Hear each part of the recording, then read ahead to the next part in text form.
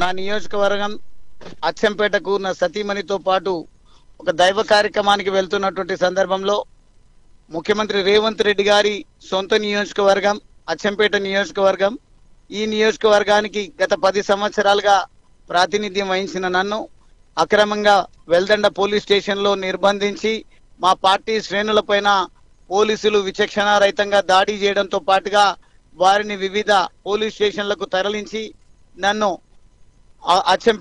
అచ్చంపేటకు enter కానివ్వద్దు అనే ఆదేశం ముఖ్యమంత్రి గారిది ఏదైతే ఉందో, ఇక్కడ ఒకవేళ గనక మేము క్షేత్రస్థాయిలో ప్రజల్లోకి వెళ్ళినట్టయితే మేము మళ్ళీ పోరాటాలను ఉధృతం చేస్తాం. గాంధీ మార్గంలో కేసీఆర్ గారి నాయకత్వంలో, కేటీఆర్ గారి నాయకత్వంలో మళ్ళీ ఈ ప్రభుత్వాన్ని గద్దె దించేటువంటి పద్ధతిలో మేము ముందుకు వెళ్తామనే ఒక భయంతోన, తద్వారా రాబోయే స్థానిక సంస్థల ఎన్నికలు అదేవిధంగా ఎంపీ ఎన్నికల్లో గెలుపొందాలనే ఒక దుర్మార్గపు ఆలోచనతోన గౌరవ ముఖ్యమంత్రి గారు పిసిసి అధ్యక్షుడి హోదాలో ఎన్నికల బహిరంగ సభకు కాంగ్రెస్ సభకు వచ్చినటువంటి సందర్భంలో వారే నేరుగా గువ్వల బాలరాజును బొందబెట్టాలి, దాడులు చేయాలి, తద్వారా తనను ఇక్కడి నుండి పంపించాలి అని ఏదైతే వారి ఆదేశం సందేశం ఉన్నదో దాన్ని పుణికిపుచ్చుకున్నటువంటి ప్రస్తుత అచ్చంపేట శాసన సభ్యుడు నా పైన రాళ్లతో ప్రత్యక్షంగా దాడులు దిగి నన్ను గాయపరిచి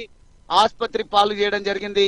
ఆ రోజు కూడా దాదాపుగా 500 మందిని రాత్రి 10:30-11 గంటల ప్రాంతంలో నా పైన దాడులు చేసినటువంటి ఈ దుర్మార్గపు కాంగ్రెస్ పార్టీ ప్రజాస్వామ్యాన్ని కూని చేయాలి, తద్వారా తాము అనుకున్నటువంటి సామ్రాజ్యాన్ని నిర్మించుకోవాలి అనే ఒక కుట్రపూరితమైనటువంటి పద్ధతిలో ఈరోజు నన్ను చంపడానికి రేవంత్ రెడ్డి గారు ముఖ్యమంత్రి గారు అదేవిధంగా స్థానిక శాసనసభ్యుడు అచ్చంపేట శాసనసభ్యుడు వారి పార్టీ నాయకులను కార్యకర్తలను గూండాలను నాపైకి పురిగొల్పి నాపైన నా సతీమణి పైన దాడులు చేయాలి, తద్వారా భయభ్రాంతులకు గురి చేసి ఇక్కడ బీఆర్ఎస్ పార్టీని లేకుండా చేయాలని కుట్ర పన్నినట్టుగా అర్థమవుతా ఉంది.